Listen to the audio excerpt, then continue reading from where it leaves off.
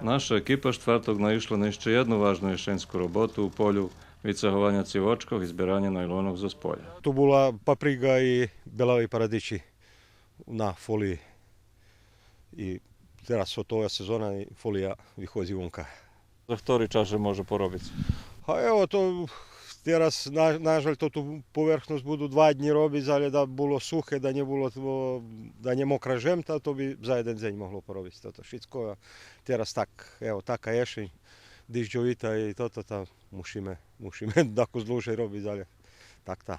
Tota robota, odkedy še do poljoh z paprigu počali ucahovať civočky za navodňovanie, zakryti za foliju, ktorá zopera sušenje žemi, donedávna še robila ručno, a teraz komušik zašvicela hrušočka u hlavi, že to može robiť i ľahčejšie. Videl ja to už pár roky, tu jeden človek cahal, on jem svojo i mi je to isto korselo, že da vežem, som nemal traktor taký väčší, hej, bo to slabý traktor nemôže cahať.